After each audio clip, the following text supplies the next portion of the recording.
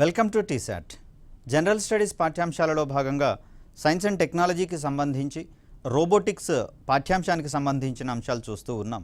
ఈ వీడియోలో మనము రోబోటిక్స్లోని మిగిలిన రంగాలకు సంబంధించినటువంటి మిగిలిన రకాలకు సంబంధించినటువంటి అంశాలు, అదేవిధంగా రోబోటిక్స్ రంగంలో భారతదేశంలో జరుగుతున్నటువంటి ప్రగతి కావచ్చు, దీనికి సాక్షిభూతంగా నిలిచేటటువంటి కొన్ని రిపోర్టులను కూడా మనం ప్రస్తావించుకోవాల్సి వస్తుంది. కాబట్టి ఆ కోణంలో కొన్ని కాంటెంపరీ ఇష్యూస్ మీద దృష్టి సారించేటటువంటి ప్రయత్నం చేద్దాం.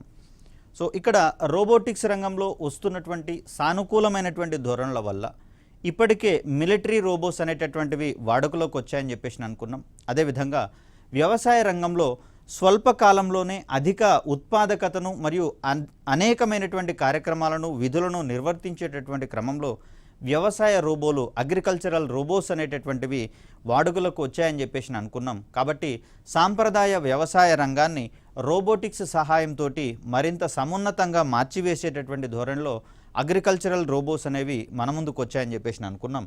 వీటికి కొనసాగింపుగా మరికొన్ని రకాలను కనుక మనం గమనిస్తే ఇక్కడ మనం చెప్పుకోవాల్సింది మెడికల్ రోబోస్ అనేటటువంటివి.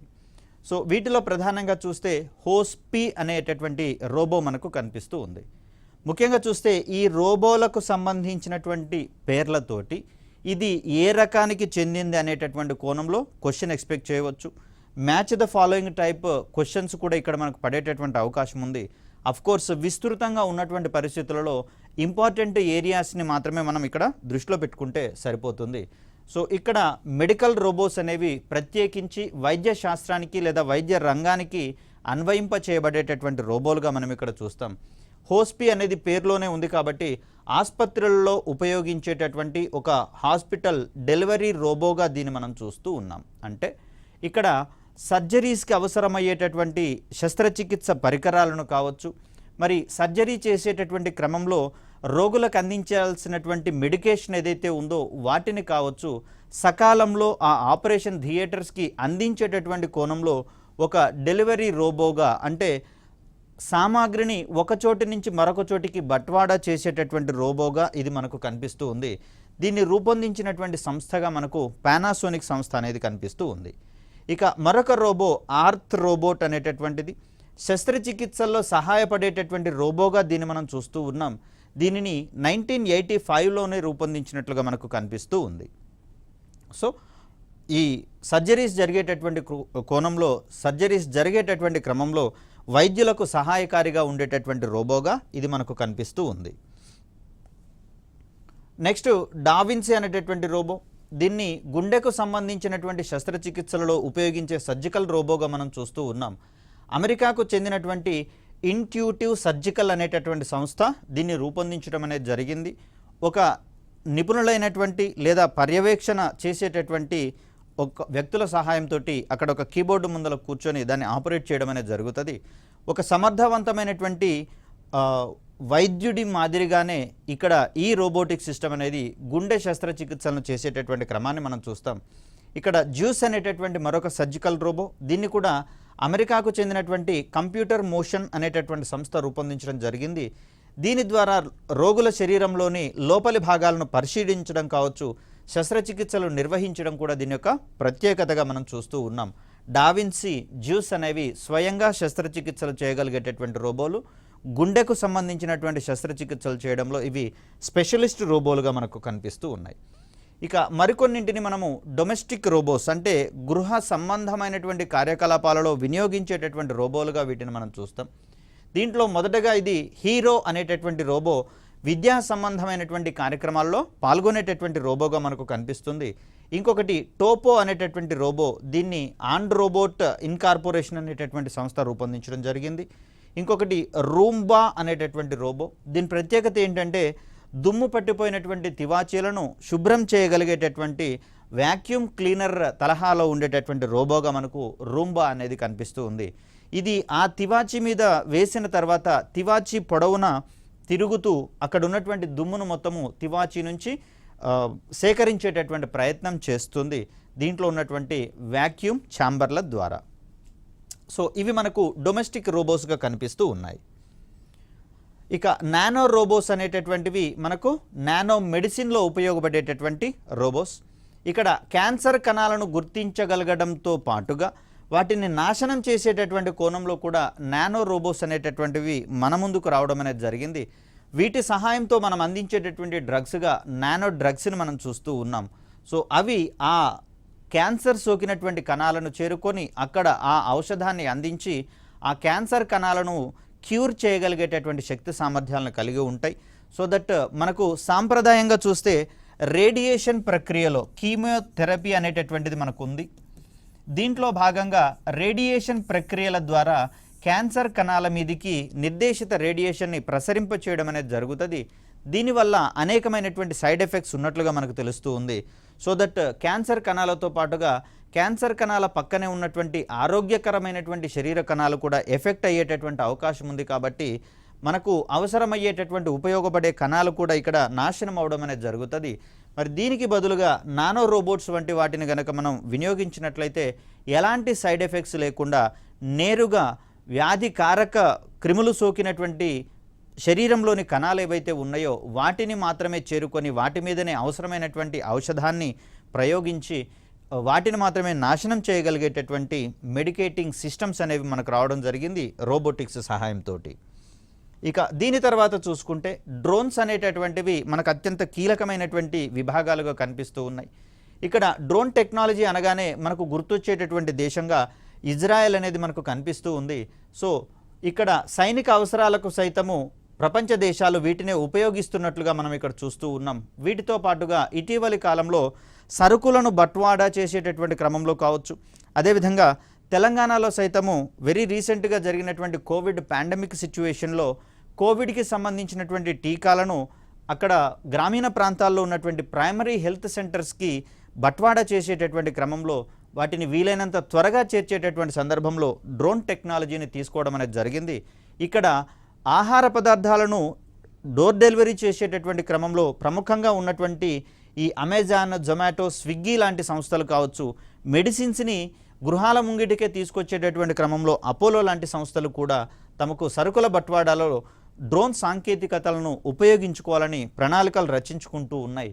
సో దట్ ఏంటంటే ఇక్కడ రోడ్డు మార్గంలో ఎదురయ్యేటటువంటి ట్రాఫిక్ వల్ల కలిగే ఇబ్బందుల్ని సమర్థవంతంగా దాటుకుంటూ డ్రోన్స్ అనేటటువంటివి వాయు మార్గాల ద్వారా నేరుగా ప్రయాణించగలవు. తద్వారా ఈ భూమార్గాల ద్వారా కంటే వీలైనంత తక్కువ సమయంలోనే ఆయా ఔషధాలను కావచ్చు, ఆహార పదార్థాలను కావచ్చు, అత్యవసర సామాగ్రిని కావచ్చు ఇక్కడ వినియోగదారులకు నేరుగా అందించేటటువంటి అవకాశాలు ఏర్పడతాయి సరుకుల బట్వాడా రంగంలో డ్రోన్స్ని గనక మనం వినియోగించినట్లయితే.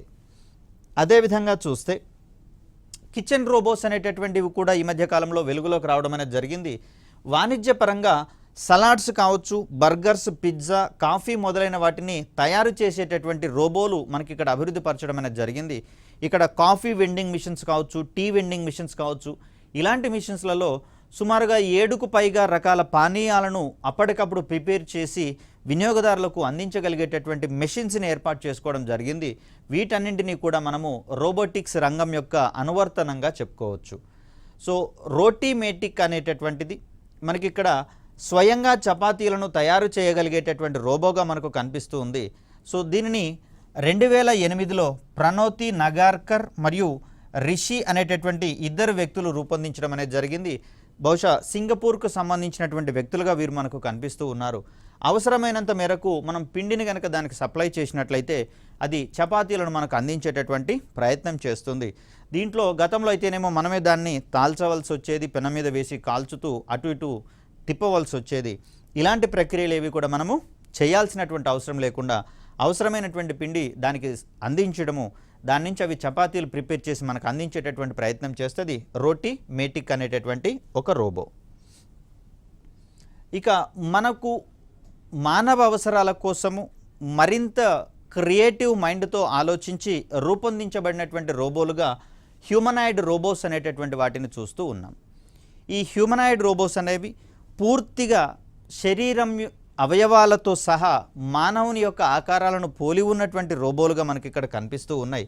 సో వేర్వేరు అవసరాల కోసము ప్రత్యేకమైనటువంటి హ్యూమనాయిడ్ రోబోస్ని రూపొందించుకొని వాటిని ఉపయోగిస్తూ పోతున్నటువంటి క్రమంలో బ్యాంకింగ్ సెక్టార్ కావచ్చు, హాస్పిటాలిటీకి సంబంధించినటువంటి రంగాలు కావచ్చు, హాస్పిటల్స్ కావచ్చు వాటి యొక్క కార్యక్రమాలను వినూత్నంగా నిర్వర్తించుకునేటటువంటి సౌలభ్యం కలిగింది.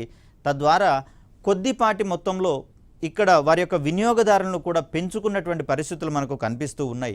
సో దట్ సాంప్రదాయ పనితీరుకు భిన్నంగా రోబోలను వినియోగించినట్లయితే ఆ పనితీరు కొంచెం విభిన్నంగా ఉండేటటువంటి అవకాశం ఉంది. కాబట్టి ఆ కోణంలో వీటిని అన్వయింప చేసుకుంటూ వెళ్తున్నారు. ఇక్కడ మనకు కనిపిస్తూ ఉంది వ్యోమమిత్ర అనేటటువంటి రోబో. దీన్ని ప్రత్యేకించి ఇస్రో రూపొందించేటటువంటి గగన్యాన్ మిషన్లో భాగంగా దీన్ని ఏర్పాటు చేసుకోవడం జరిగింది. మరి ఏ ప్రయోగంలో ఇది తన యొక్క సేవలు అందిస్తుంది అంటే గగన్యాన్ మిషన్లో 3 దశల కార్యక్రమం అనేది ఉండడం జరిగిందని చెప్పేసి చెప్పుకుంటూ ఉన్నాం. దీంట్లో మొదటి 2 దశలు కూడా మనకు మానవ రహిత అంతరిక్ష యాత్రలను చేపడతారు. సో దీంట్లో మానవుల యొక్క ప్రమేయం ఉండదు. గగన్యాన్ మొదటి దశలో, గగన్యాన్ 2వ దశలో. ఇక 3వ దశలో వచ్చేసరికల్లా మనకు మానవ సహిత అంతరిక్ష కార్యక్రమాలను చేపట్టుకోవడం అనేది కనిపిస్తుంది. సో మానవరహిత అంతరిక్ష కార్యక్రమాలు నిర్వర్తించే ఈ కోణంలో మనకు ఈ 2 ప్రయోగాలలో వ్యోమమిత్ర అనేటటువంటి రోబో మనకు సహాయకారిగా ఉండేటటువంటి ప్రయత్నం చేస్తుంది. ముఖ్యంగా 3వ దశలో భాగంగా మానవుల్ని పంపించేటటువంటి ప్రయత్నం చేస్తూ ఉన్నాం. కాబట్టి అంతరిక్షంలో ఈ మానవులు లేదా వ్యోమగాములు అనేటటువంటి వారు ఎలాంటి ఇబ్బందులు పడకుండా వారికి అసిస్టెన్స్ చేసేటటువంటి కోణంలో వ్యోమమిత్ర అనేది అక్కడ పనిచేయడం అనేది జరుగుతుంది. సో మోరోవర్ ఇక్కడ మనకు మానవరహిత అంతరిక్ష కార్యక్రమాల్లో భాగంగా వ్యోమమిత్రను తీసుకొని పోయినటువంటి సందర్భంలో సుమారుగా 400 కిలోమీటర్ల ఎత్తు ఉన్నటువంటి భూ నిమ్న కక్షలోకి దీన్ని చేర్చడం అని చెప్పేసి చూస్తూ ఉన్నారు. మరి ఈ 400 కిలోమీటర్ల ఎత్తులో ఉన్నటువంటి భూనిమ్న కక్షలో రేడియేషన్ యొక్క స్థాయిలు ఏ విధంగా ఉన్నాయో అర్థం చేసుకునేటటువంటి ప్రయత్నం చేస్తుంది వ్యోమమిత్ర. ఈ సందర్భంలో ఆయా వ్యోమగాముల మీద రేడియేషన్ యొక్క ప్రభావము నెగటివ్గా ఉండకుండా చేయడంలో ఏం చేయవచ్చు అనేటటువంటి సజెషన్స్ కూడా మనకు అందించే ప్రయత్నం చేస్తుంది వ్యోమమిత్ర అనబడేటటువంటి ఈ రోబో. వాస్తవానికి 3వ దశలో మనకు మానవ సహిత అంతరిక్ష కార్యక్రమాలు కనిపిస్తూ ఉంటే ఈ 3 దశలలో చేపట్టేటటువంటి గగన్యాన్ మిషన్లో పాల్గొనేటటువంటి రోబోగా మనకి ఇక్కడ వ్యోమమిత్ర అనేది కనిపిస్తూ ఉంది. సో ఇది 1, 2, 3 మిషన్లలో కూడా ఇది పాల్గొనేటటువంటి ప్రయత్నం చేస్తూ ఉంది. సో అలా మనకు వ్యోమమిత్ర అనేది ఒక గైనాయిడ్ రోబోగా మనం చెప్తాం. అంటే ఆడవారిని పోలి ఉండేటటువంటి రోబోలను గైనాయిడ్ రోబోస్ అని లేకపోతే ఫెమ్బోట్స్ అనేటటువంటి పేరుతోటి పిలుస్తాం. ఫెమ్బోట్స్ అనేటటువంటి పేరుతోటి పిలుస్తాం. ఫెమ్బోట్స్ లేదా గైనాయిడ్ రోబోస్ ఇవి మానవులను పోలి ఉండేటటువంటి మహిళలను పోలి ఉండేటటువంటి రోబోలుగా మనకు కనిపిస్తూ ఉంది. ఆండ్రాయిడ్ అనేదేమో పూర్తిగా మగవారిని పోలి ఉండేటటువంటి రోబోలుగా మనం చెప్తాం. సో ఇక్కడ మనకుంది పూర్తి స్థాయిలో మానవుని పోలి ఉండేటటువంటి రోబోలను హ్యూమనాయిడ్ రోబోస్గా మనం చెప్పుకుంటూ ఉన్నాం. మగవారిని పోలి ఉండేటటువంటి రోబోలుగా ఆండ్రాయిడ్ రోబో అనేది కనిపిస్తూ ఉంది. ఆడవారిని పోలి ఉండేటటువంటి రోబోలుగా గైనాయిడ్ రోబోస్ లేదా ఫెంబోట్స్గా మనకు కనిపిస్తూ ఉన్నాయి. ఇక్కడ మనం చెప్పుకుంటున్నటువంటి వ్యోమమిత్ర అనే రోబో మనకు గైనాయిడ్ రోబోగా కనిపిస్తూ ఉంది. సో ఇక్కడ హ్యూమనాయిడ్ రోబోస్ విషయానికి వచ్చేసరికల్లా ప్రస్తుతము హాస్పిటల్స్లో కావచ్చు, బ్యాంకులలో కావచ్చు, రెస్టారెంట్లలో కావచ్చు వీటిని ప్రత్యేకించి రిసెప్షనిస్టులుగా, కొరియర్ ఏజెంట్లుగా వినియోగించేటటువంటి ప్రయత్నం చేస్తూ ఉన్నారు. ముఖ్యంగా బ్యాంకింగ్ రంగంలో మనకు కావాల్సినటువంటి అవసరాల కోసం అంటే నగదును జమ చేయడానికి కావచ్చు, నగదును బ్యాంకు నుంచి విత్డ్రా చేసుకునేటటువంటి కోణంలో కొన్ని రకాలైనటువంటి సర్టిఫికెట్స్ లేదా అప్లికేషన్ ఫారాలు మనకు అక్కడ అవసరం అవుతూ ఉంటాయి.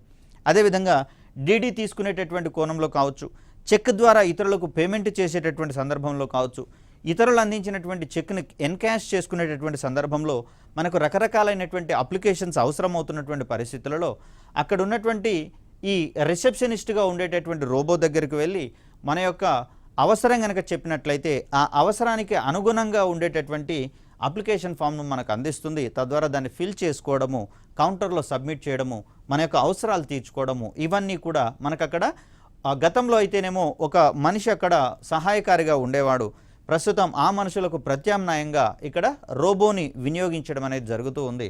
తద్వారా అక్కడ ఉన్నటువంటి రిసెప్షన్ కౌంటర్ ఏదైతే ఉందో దాన్ని కాస్త వినూత్నంగా మార్చేటటువంటి ధోరణిలో బ్యాంకులు కనిపిస్తూ ఉన్నాయి. తద్వారా ఈ సిస్టమ్కి కాస్త వినూత్నంగా ఉండి ఆకర్షించబడేటటువంటి వినియోగదారులు కూడా పెరిగేటటువంటి అవకాశం ఉందనేటటువంటి కోణంలో వీటిని వినియోగించడం జరుగుతోంది ఈ మధ్య కాలంలో.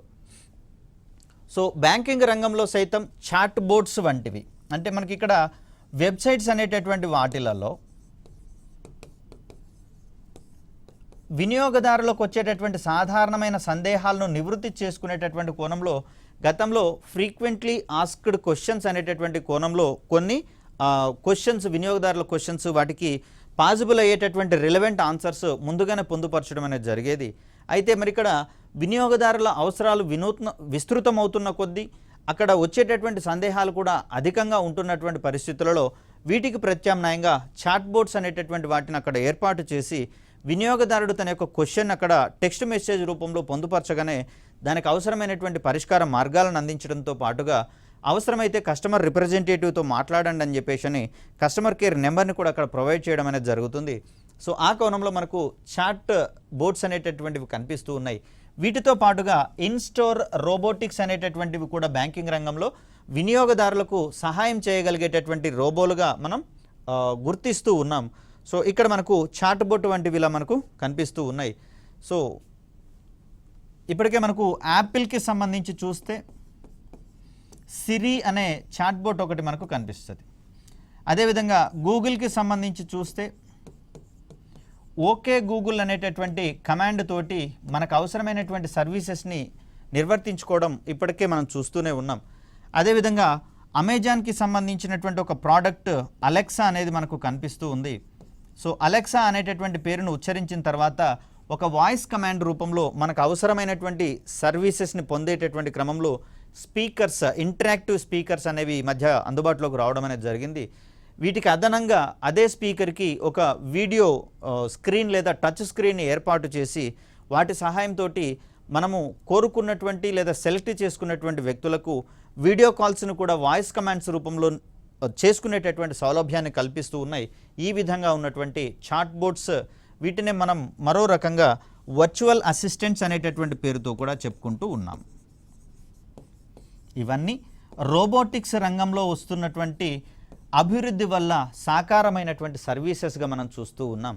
సో మనకు ఒక మూవీలో కూడా okay Google navigate to Gachibowli stadium అనగానే అది పాసిబుల్ అయ్యేటటువంటి రూట్ను చూపించినట్లుగా మనకు కనిపిస్తూ ఉంది. ఇవన్నీ రోబోటిక్స్ యొక్క అనువర్తనాలుగా, అప్లికేషన్స్గా మనం చూడవచ్చు. మరొకటి, కరెన్సీ చెస్టులలో నోట్లను వేరు చేయగలిగేటటువంటి రోబోలను కూడా వినియోగించుకునేటటువంటి ప్రయత్నం చేస్తూ ఉన్నాం. అంటే కరెన్సీ యొక్క డినామినేషన్స్ విభిన్నంగా ఉంటున్నటువంటి పరిస్థితులలో మరి ఒక్కొక్క కరెన్సీని అక్కడ సెపరేట్ చేయాల్సినటువంటి పరిస్థితి ఉంటాయి. సో ఆ కోణంలో మన ముందుకు వచ్చినటువంటి రోబోలుగా ఇవన్నీ కనిపిస్తూ ఉన్నాయి. ఈ కోణంలో కెనరా బ్యాంకు విషయానికి వస్తే మిత్ర మరియు క్యాండీ అనేటటువంటి రెండు రోబోస్ యొక్క సర్వీసెస్ని పొందుతున్నటువంటి బ్యాంక్ కెనరా బ్యాంక్ అనేది కనిపిస్తూ ఉంది. ఇక్కడ హ్యూమనాయిడ్ రోబో ఇరా అనేటటువంటి దాన్ని హెచ్డిఎఫ్సి బ్యాంక్ అనేది దాని యొక్క సర్వీసెస్ పొందుతున్నట్లుగా మనం చూస్తూ ఉన్నాం. నెక్స్ట్ ఐసిఐసిఐ బ్యాంక్ రోబోటిక్ ఆర్మ్స్ని ఏర్పాటు చేసుకోవడం జరిగింది. సో కరెన్సీని ఒక ప్లేస్ నుంచి మరో ప్లేస్కి పంపించడానికి గాను. సో ఇక్కడ మనకు కనిపిస్తూ ఉంది మిత్ర అనేటటువంటి రోబో, హ్యూమనాయిడ్ రోబోగానే మనకి ఇది కనిపిస్తూ ఉంది. సో నెక్స్ట్ ఇక్కడ మనకు మిత్ర అనేది మరియు ఇరా అనేటటువంటి రోబోలు మనకి ఇక్కడ కనిపిస్తున్నాయి. ఇక్కడ క్యాండీ అనేటటువంటి రోబో, సో ఇది ఇరా అనేటటువంటి రోబో. ఇవన్నీ కూడా బ్యాంకింగ్ రంగాన్ని కొంతగా వినూత్నంగా వినియోగదారులకు సర్వీసెస్ అందించేటటువంటి కోణంలో రోబోలను ఉపయోగించేటటువంటి క్రమంలో వీటిని చూడవచ్చు. సో మరొకటి కనుక గమనిస్తే ప్రపంచంలో తొలిసారిగా పాట పాడేటటువంటి గైనాయిడ్ రోబోగా దక్షిణ కొరియాకు చెందినటువంటి ఎవర్2 అనేటటువంటి రోబో ఖ్యాతి గడించడం అనేది జరిగింది. ఇక్కడ మనకు కనిపిస్తున్నటువంటి రోబో ఎవర్2కి సంబంధించినటువంటి ఇమేజ్గా చూడవచ్చు. ఇక మరొక రోబో గురించి కనుక మనం చూస్తే ఇనాన్ అనే రోబోన్ గురించి మనం మాట్లాడుకోవాల్సి వస్తుంది. ఇక్కడ స్పీచ్ రికగ్నిషన్ అంటే వినడం ద్వారా రెస్పాండ్ అయ్యేటటువంటి అవకాశాలు అనేవి దీనికి కనిపిస్తూ ఉన్నాయి. అదేవిధంగా స్వీయ నిర్దేశనం, సెల్ఫ్గా గైడింగ్ చేయగలిగేటటువంటి సామర్థ్యం ఉన్నటువంటి రోబోగా ఇది మనకు కనిపిస్తూ ఉంది. ఒక రోబోటిక్ పర్సనల్ అసిస్టెంట్గా మనకు ఇనాన్ అనేది కనిపిస్తుంది. ఇక్కడ చూడండి, నడుముకు ఎగువ భాగం మాత్రమే మానవుని యొక్క పూర్తి ఆకారాన్ని పోలి ఉంది. నడుముకు దిగువ భాగంలో ఉండేటటువంటి అమరికను మోస్ట్ ప్రాబబ్లీ మనకు బ్యాలెన్సింగ్ వీల్ సహాయంతో ఏర్పాటు చేయడం అనేది జరుగుతుంది. సో దట్ ఎక్కడికంటే అక్కడికి స్వయంచాలితంగా కదలగలిగేటటువంటి అవకాశము రోబోలకు చిక్కుతుంది. అదేవిధంగా ఇంత క్రితం మనం చెప్పుకున్నటువంటి వ్యోమమిత్ర అనేటటువంటి రోబో సైతము సెగ్వే అనేటటువంటి దాని మీద దాని యొక్క నడుము భాగం కింద ఏర్పాటు చేయడం జరుగుతుంది, సెగ్వే అనేటటువంటి మరొక రోబోను. సో ఈ సెగ్వే అనేటటువంటి పరికరము లేదా రోబో అనేది వ్యోమమిత్ర అక్కడ అంతరిక్ష కేంద్రంలో అంతరిక్షంలో 400 కిలోమీటర్ల ఎగువన ఉన్నటువంటి ఎల్ఈఓ భూ నిమ్న కక్షలోకి లో ఎర్త్ ఆర్బిట్స్ అంటాము. ఇక్కడికి చేరిన తర్వాత అక్కడ ఉన్నటువంటి క్రూ మాడ్యూల్ ఏదైతే ఉందో ఈ క్రూ మాడ్యూల్లో స్వయంచాలితంగా అటు ఇటు కదలడానికి దానికి సహాయపడుతుంది. సో ఇక్కడ పైన ఉన్నదేమో హ్యూమనాయిడ్ రోబో అవతారంగా మనకు కనిపిస్తూ ఉంటే దిగువన సెగ్వే అనేటటువంటి మరొక రోబో ఈ హ్యూమనాయిడ్ రోబోస్ ఒక ప్రాంతం నుంచి మరో ప్రాంతానికి ఈజీగా తిరిగేటటువంటి కోణంలో సహాయకారిగా ఉండేటటువంటి మరొక రోబోటిక్ సిస్టమ్గా మనకు కనిపిస్తూ ఉంది. అదేవిధంగా మానవుని మాదిరిగా నడవగలిగేటటువంటి హ్యూమనాయిడ్ రోబోగా అసిమో అనేది మనకు కనిపిస్తూ ఉంది. సో దీన్ని హోండా కంపెనీ రూపొందించడం అనేది జరిగింది. ఇక్కడ దీనికి కాళ్ళ వంటి అమరికను ఏర్పాటు చేయడం జరిగింది. తద్వారా మానవులు ఏ విధంగా నడవగలుగుతారో అదే కోణంలో ఈ హ్యూమనాయిడ్ రోబో నడిచేటటువంటి ప్రయత్నం చేస్తుంది. సో దీన్ని 2000 ఇయర్లో హోండా కంపెనీ రిలీజ్ చేయడం అనేది జరిగింది. ఇక్కడ జెమినాయిడ్ ఎఫ్ అనేటటువంటి రోబో మానవుడి సరసన యాక్ట్ చేసినటువంటి అంటే ఫిల్మ్స్లో యాక్ట్ చేసినటువంటి మొట్టమొదటి రోబోగా మనకు కనిపిస్తూ ఉంది జెమినాయిడ్ ఎఫ్ అనేటటువంటి రోబో. ఇది సయనారా అనేటటువంటి జపాన్ మూవీలో యాక్ట్ చేయడం జరిగింది. ఇక్కడ చైనా రూపొందించినటువంటి మరొక ఫెంబోట్ అంటే మహిళలను పోలి ఉండేటటువంటి రోబోగా ఇది మనం చూస్తూ ఉన్నాం. దీని పేరు మీను అనేటటువంటి రోబో. దీనిని సిచువాన్ సైన్స్ అండ్ టెక్నాలజీ మ్యూజియంలో ప్రస్తుతము రిసెప్షనిస్ట్గా ఉపయోగిస్తున్నట్లుగా మనకు తెలుస్తూ ఉంది. అదేవిధంగా కృత్రిమ మేధ ఆర్టిఫిషియల్ ఇంటెలిజెన్స్ మరియు రోబోటిక్స్ సహాయంతో ఎన్నో అద్భుతాలు సాధించవచ్చు అనడానికి ఇక్కడ మనం పేర్కొన్నటువంటి ఉదాహరణలే మనకు కీలకం కానున్నాయి. ఇక్కడ మరికొన్ని అంశాలను గనక మనం మాట్లాడుకుంటే మనకు ఇండస్ట్రీ 4.0 అనేది మనకు ఇటీవల కాలంలో ఒక కీలకమైనటువంటి అంశంగా కనిపిస్తూ ఉంది. 4.0 అనే దాంట్లో వచ్చేటటువంటి ఈ 4 అనేటటువంటి డిజిట్ మనకు పారిశ్రామిక రంగంలో 4వ పారిశ్రామిక విప్లవాన్ని పేర్కొనేటటువంటి ప్రయత్నం చేస్తుంది. మోరోవర్ ఈ 4 అనేటటువంటి పదము 4 రకాల సాంకేతికతల సహాయంతో మనకు ఈ ఇండస్ట్రీ అనేది పారిశ్రామిక విప్లవము ఆవిష్కృతం అవుతుందనేటటువంటి కోణాన్ని మనకు వివరించే ప్రయత్నం చేస్తుంది. సో 4 అనేటటువంటి పదము 4వ పారిశ్రామిక విప్లవాన్ని వివరిస్తుంది. ఈ 4వ పారిశ్రామిక విప్లవంలో కీలకంగా ఉన్నటువంటి 4 రకాల సాంకేతికతలను కూడా వివరించే ప్రయత్నం చేస్తుంది. సో దీంట్లో మొదటగా మనం చెప్పుకోవాల్సింది ఐఓటీకి సంబంధించి.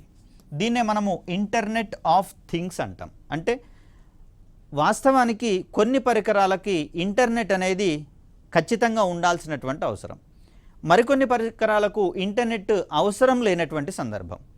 ఫర్ ఎగ్జాంపుల్ మనకున్నటువంటి బల్బుల్ని కనుక ఎలక్ట్రిక్ బల్బుల్ని కనుక మనం గమనిస్తే వీటికి ఇంటర్నెట్ కనెక్షన్ అవసరమా అంటే అవసరం లేదు.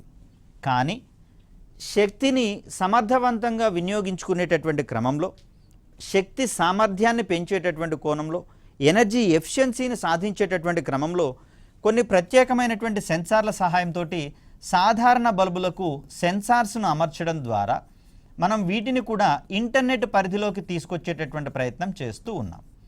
అదేవిధంగా సాధారణమైనటువంటి ఫ్యాన్లు కావచ్చు, ఇక్కడ డోర్లకు లాక్ చేసేటటువంటి లాకింగ్ సిస్టమ్ని సైతము సెన్సార్ల సహాయంతో ఇంటర్నెట్ పరిధిలోకి తీసుకొచ్చే ప్రయత్నం చేస్తూ ఉన్నాం.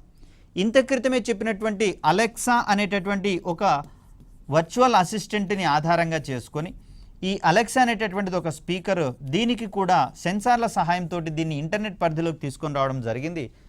ఇక్కడ సెన్సార్ల సహాయంతో రూపొందించినటువంటి ఎలక్ట్రానిక్ బల్బ్ ఏదైతే ఉందో దీనిని బ్లూటూత్ ద్వారా లేదా వైఫై హాట్స్పాట్ ద్వారా ఒకదానితో ఒకటి ఇంటర్ కనెక్ట్ చేయడం అనేది జరుగుతుంది. ఇలా ఇంటర్కనెక్ట్ చేసిన తర్వాత Alexa switch on the bulb అన్నప్పుడు ఇక్కడ మనం ఎలాంటి స్విచ్ వేయకుండానే బల్బు వెలగడం అనేది గమనిస్తాం. అదేవిధంగా వాయిస్ కమాండ్ సహాయంతో మనం బల్బుల్ని ఆఫ్ చేసుకునేటటువంటి సామర్థ్యం కూడా ఉంది. మరి ఇక్కడ మనం కూర్చున్న చోటు నుంచి లేచి అక్కడి వరకు వెళ్ళి స్విచ్ను ఆఫ్ చేసి బల్బును ఆఫ్ చేసేటటువంటి క్రమంలో కంటే కూర్చున్న చోటు నుంచే దీన్ని ఆన్ ఆఫ్ చేసేటటువంటి సౌలభ్యం అనేది ఉంది. కాబట్టి ఇక్కడ శక్తి భద్రతను అందించేటటువంటి కోణంలో, శక్తిని ఆదా చేసేటటువంటి కోణంలో ఈ టెక్నాలజీ అనేది మనకు ఉపయోగపడుతుంది. మరి ఆ కోణంలో ఇండస్ట్రీ 4.0లో మనకు ఒక కీలకమైనటువంటి సాంకేతికతగా IoT అనేది కనిపిస్తూ ఉంది. దీని తర్వాత మన ముందున్నటువంటి మరొక సాంకేతికతగా క్లౌడ్ కంప్యూటింగ్ అనేది కనిపిస్తూ ఉంది. దీని తర్వాత ఆర్టిఫిషియల్ ఇంటెలిజెన్స్, దీని తర్వాత రోబోటిక్స్ అనేటటువంటి రంగము కీలకమైనటువంటి అంశంగా మనం చూస్తూ ఉన్నాం. ముఖ్యంగా చూస్తే రోబోటిక్స్ అనేటటువంటి రంగము ఇండస్ట్రీ 4.0లో ఒక కీలకమైనటువంటి విభాగంగా కనిపిస్తూ ఉంది. దీని సహాయంతో మనము స్మార్ట్ ఫ్యాక్టరీస్ వంటి వాటిని ఏర్పాటు చేసుకోవచ్చు అనేటటువంటి కోణాన్ని చూడవచ్చు. వీటినే మనం మరో రకంగా లైట్స్ ఆఫ్ ఫ్యాక్టరీస్ అని కూడా చెప్తాం. అంటే ఎలాంటి మానవ వనరుల ప్రమేయం లేకుండా ఒక ఫ్యాక్టరీని పూర్తిగా మిషన్ల సహాయంతో నిర్వహించగలిగేటటువంటి సాంకేతిక సామర్థ్యాన్నే మనం లైట్స్ ఆఫ్ ఫ్యాక్టరీస్ అనేటటువంటి పేరుతోటి పిలుస్తాం. ఇక్కడ ఎలాంటి హ్యూమన్ ఇన్వాల్వ్మెంట్ ఉండదు. ఆ ఫ్యాక్టరీలకు అవసరమైనటువంటి ముడి పదార్థాలను మాత్రమే వాటికి అందించేటటువంటి ప్రయత్నం చేస్తాం. తద్వారా రోబోటిక్ మిషన్స్ అన్నీ కూడా మనకు అవసరమైనటువంటి ప్రోడక్ట్స్ని ఫైనల్గా మనకు అందించేటటువంటి ప్రయత్నం చేస్తాయి. ఈ క్రమంలో చూడండి, కార్ల యొక్క విడిభాగాలను అమర్చేటటువంటి క్రమంలో పూర్తి స్థాయిలో కొన్ని కంపెనీలు ఆటోమేట్ చేయడం అనేది జరిగింది. తద్వారా అక్కడ ఏ కార్మిక శక్తి అవసరం లేకుండానే కొన్ని రకాలైనటువంటి పనులను, అంటే అక్కడ ఫ్రేమ్లను ఒకదానితో ఒకటి అనుసంధానం చేయడం కావచ్చు, స్క్రూలను బిగించడం కావచ్చు, ఇలాంటి వాటిలలో ఈ ఆటోమేటిక్ రోబోటిక్ సిస్టమ్స్ అనేటటువంటివి మనకు ఉపయోగపడుతూ ఉన్నాయి. తద్వారా కంపెనీల యొక్క లాభదాయకతను పెంపొందింప చేసుకోవడంలో ఇలాంటి కార్యక్రమాలు మనకు ఉపయోగపడుతున్నట్లుగా తెలుస్తూ ఉంది. సో 4వ పారిశ్రామిక విప్లవం అని పిలువబడేటటువంటి ఇండస్ట్రీ 4.0లో ఒక కీలకమైనటువంటి విభాగంగా మనకి ఇక్కడ రోబోటిక్స్ అనేది కనిపిస్తూ ఉంది. సో ఇది మనకు రోబోటిక్స్ రంగం యొక్క ప్రాధాన్యతను వివరించేటటువంటి క్రమంగా చెప్పవచ్చు. ఇక దీని తర్వాత భారతదేశంలో రోబోటిక్స్ రంగంలో ఏ విధమైనటువంటి కృషి జరుగుతుందనే కోణంని గనక మనం గమనిస్తే, ఇంటర్నేషనల్ ఫెడరేషన్ ఆఫ్ రోబోటిక్స్ అనేటటువంటి సంస్థ ఇది వరల్డ్ రోబోటిక్ రిపోర్ట్ అనేటటువంటి దాన్ని ప్రచురించడం జరుగుతుంది. మరి 2020 రిపోర్టు ప్రకారము పరిశ్రమలలో అత్యధిక వార్షిక రోబోట్లను ఏర్పాటు చేసేటటువంటి దేశాల జాబితాలో భారతదేశము టాప్ 10కి చేరుకున్నట్లుగా ప్రకటించడం జరిగింది. మరిది తాజాగా అందించినటువంటి గణాంకాల ప్రకారము వరల్డ్ రోబోటిక్ రిపోర్ట్ 2024 ప్రకారము ప్రస్తుతం భారత్ ప్రపంచంలో 7వ స్థానంలో ఉన్నట్లుగా తెలుస్తూ ఉంది. ఇంకా కూడా రోబోటిక్స్ రంగంలో గణనీయమైనటువంటి పురోగతి సాధించాల్సినటువంటి అవసరాన్ని ఇది మనకు వివరించే ప్రయత్నం చేస్తుంది. ఈ నివేదిక ప్రకారము 2022తో పోలిస్తే 2023లో రోబోటిక్స్ ఇన్స్టాలేషన్ యూనిట్స్కి సంబంధించినటువంటి పురోగతిలో మనకు కాంపౌండ్ యాన్యువల్ గ్రాస్ రేట్ అనేటటువంటిది చూస్తూ ఉన్నాం. అది 59%గా నమోదైనట్లుగా మనకి ఇక్కడ తెలుస్తూ ఉంది. సో వార్షిక ఇన్స్టాలేషన్ పరంగా చూస్తే భారతదేశంలో పారిశ్రామిక రోబోట్స్ అనేటటువంటిది దీని యొక్క మార్కెట్ 2019లో 5,000 యూనిట్లుగా మనకు కనిపిస్తూ ఉంది. 2025 నాటికి ఈ యూనిట్ల సంఖ్య 11,760 యూనిట్లకు చేరుకునేటటువంటి అవకాశం ఉందని చెప్పేసి ఈ రిపోర్ట్ అనేది మనకు అందించేటటువంటి ప్రయత్నం చేస్తూ ఉంది. ఈ కోణంలో 2020 నుంచి 2025 మధ్యకాలంలో వార్షిక విస్తరణ లేదా అభివృద్ధి రేట్ అనేది 14.41% మనకి ఇక్కడ కనిపిస్తూ ఉంది. సో ఈ కోణంలోనే చూస్తే 2030 నాటికి రోబోటిక్స్ రంగంలో భారతదేశాన్ని గ్లోబల్ లీడర్గా నిలిపేటటువంటి క్రమంలో నేషనల్ స్ట్రాటజీ ఫర్ రోబోటిక్స్ అనేటటువంటి ముసాయిదాని రూపొందించుకోవడం జరిగింది. దీన్ని సెప్టెంబర్ 2023లో నిర్దేశించుకోవడం జరిగింది. దీనికి అనుకూలంగా ఉండేటటువంటి అంశాలను వివరించాల్సిందిగా ప్రజలను సదరు ముసాయిదా తీర్మానం అనేది కోరుతూ ఉంది. భారత్లో రోబోటిక్స్ మార్కెట్ అనేది దీనికి సంబంధించినటువంటి ఆదాయం 2024లో $446.7 మిలియన్ యూఎస్ డాలర్లకు చేరుతుందని చెప్పేసి ఒక అంచనా వేయడం అనేది జరిగింది. సో విస్తారమైనటువంటి అవకాశాలు భారత మార్కెట్లో ఉన్నట్లుగా మనకి ఇక్కడ తెలుస్తూ ఉంది. ఇక్కడ సర్వీస్ రోబోటిక్స్ రంగంలో 2024లో మార్కెట్ పరిమాణము $281.5 మిలియన్ ఉన్నట్లుగా మనకు తెలుస్తూ ఉంది. సో పారిశ్రామిక మార్కెట్లోనూ సర్వీస్ రోబోటిక్స్ మార్కెట్లోనూ మనము గణనీయంగా పురోగతిలో ఉంటున్నట్లుగా మనకి ఇక్కడ చెప్తూ ఉంది. సో సర్వీస్ రోబోటిక్స్ విషయంలో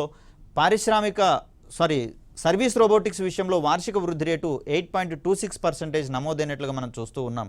సో దీని ఫలితంగా 2029 నాటికి సర్వీస్ రోబోటిక్స్ రంగంలో మార్కెట్ విలువ $664.4 మిలియన్ చేరేటటువంటి అవకాశం ఉందని చెప్పేసి వివరించడం జరుగుతుంది. మరి ఇట్లాంటి అంశాలలో భాగంగా అమెరికా అనేది ప్రస్తుతము ప్రపంచంలో టాప్ 1 పొజిషన్లో ఉన్నట్లుగా మనకు తెలుస్తూ ఉంది. ఈ కోణంలోనే భారత్లో ఇటీవల జరిగినటువంటి ఒక రోబోటిక్స్ రంగానికి సంబంధించినటువంటి అప్లికేషన్ కనుక గమనిస్తే, గ్రేటర్ నోయిడా కేంద్రంగా పనిచేసేటటువంటి యాడ్వెర్బ్ అనేటటువంటి సంస్థ, ఇది బోట్ వెర్స్ అనేటటువంటి ఒక రోబోటిక్ మ్యానుఫ్యాక్చరింగ్ యూనిట్ని తయారు చేసుకోవడం అనేది జరిగింది. ఇది సంవత్సరానికి 1,00,000 వరకు రోబోలను తయారు చేసి పరిశ్రమలకు అందించేటటువంటి ప్రయత్నం చేస్తుంది. సో ఈ కోణంలో మరొక కొత్త టెక్నాలజీ రావడం జరిగింది, కోబోట్స్ అనేది. కొలాబరేటివ్ రోబోస్గా వీటిని మనం చూస్తాం. ఇది ఒక 3 రకాలైనటువంటి రోబోట్స్ని మార్కెట్లోకి తీసుకొచ్చేటటువంటి ప్రయత్నం చేస్తోంది. సో దీంట్లో భాగంగా హీల్ అనేటటువంటి ఒక మెడికల్ రోబోని ఆవిష్కరించడం జరిగింది. ఇది హృద్రోగులకు, అంటే హార్ట్ స్ట్రోక్ వచ్చినటువంటి రోగులకు శారీరక మరియు పునరావాస చికిత్సల మీద దృష్టి పెడుతున్నట్లుగా గమనిస్తూ ఉన్నాం. అదేవిధంగా వారిలో ఏదైనా అస్వస్థత కనిపించినట్లయితే అది ఇమీడియట్గా అల్ట్రాసౌండ్ స్కానింగ్ మరియు ఎంఆర్ఐ స్కానింగ్ల వంటి వాటిని నిర్వర్తించేటటువంటి ప్రయత్నం చేస్తుంది. తద్వారా రోగుల యొక్క ఆరోగ్య పరిస్థితులను ఎప్పటికప్పుడు పర్యవేక్షించడంలో సహాయపడేటటువంటి క్రమాన్ని మనం చూస్తాం. ఇక మరొకటి ట్రాకర్ అనేటటువంటి రోబో. ఇది ఒక డాగ్ ఆకారంలో ఉన్నటువంటి రోబోగా మనకు కనిపిస్తూ ఉంది. ఇది కన్స్ట్రక్షన్ సెక్టార్లో కావచ్చు, చమురు ఎక్స్ప్లోరేషన్లో కావచ్చు, రక్షణ మరియు తనిఖీ, పెట్రోలింగ్ మరియు నిఘా వంటి భద్రతాపరమైనటువంటి సెక్టార్లలో కీలకమైనటువంటి పాత్ర పోషించేటటువంటి రోబోగా ఇది మనకు కనిపిస్తుంది, ట్రాకర్ అనే రోబో. మరొక కీలకమైనటువంటి రోబోగా సింక్రో అనేది మనకు కనిపిస్తూ ఉంది. ఇది శీతల గిడ్డంగులు కావచ్చు, అదేవిధంగా కర్మాగారాలలో ఉండేటటువంటి వేర్ హౌస్ సెక్టార్లో కీలకమైనటువంటి పాత్ర పోషించేటటువంటి రోబోగా మనకు కనిపిస్తూ ఉంది. సరుకులను ఒక చోట నుంచి కావలసిన చోటికి సరఫరా చేయగల, రవాణా చేయగలిగేటటువంటి రోబోటిక్ సిస్టమ్స్గా ఇవి మనకు కనిపిస్తూ ఉన్నాయి. అలా సాధ్యమైనన్ని విభాగాలలో రోబోలను వినియోగింప చేసుకుంటూ ఉండడం ద్వారా తక్కువ సమయంలో గరిష్టమైనటువంటి ఉత్పాదకతను చేపట్టడంతో పాటుగా ఇక్కడ కొంత కార్మికుల యొక్క ఉత్పాదకత లేదా ఉపాధి తగ్గేటటువంటి అవకాశం ఉందని చెప్పేసి అని భయాందోళనలు వ్యక్తమవుతున్నా కూడా ఇక్కడ మారుతున్నటువంటి అవకాశాలను, అదేవిధంగా కొత్తగా లభిస్తున్నటువంటి అవకాశాలను అందిపుచ్చుకుంటూ మరికొంత కొత్త రకమైనటువంటి ఉపాధిని కూడా పొందేటటువంటి అవకాశం అనేది ఏర్పడుతుంది రోబోటిక్స్ రంగంలో. కాబట్టి మరి ఈ కోణంలో అవసరమైనటువంటి అన్ని అవకాశాలను అందిపుచ్చుకునేటట్లుగా ప్రపంచ దేశాలన్నీ కృషి చేస్తూనే ఉన్నాయి. అదేవిధంగా భారత్ కూడా ఇందుకు ధీటుగానే తనదైనటువంటి కృషి చేస్తూ ఉంది. ఇక్కడ సైన్స్ అండ్ టెక్నాలజీకి సంబంధించి మరికొన్ని పాఠ్యాంశాలను రాబోయే వీడియోలో తెలుసుకునే ప్రయత్నం చేద్దాం. అప్పటి వరకు సెలవు, ధన్యవాదాలు.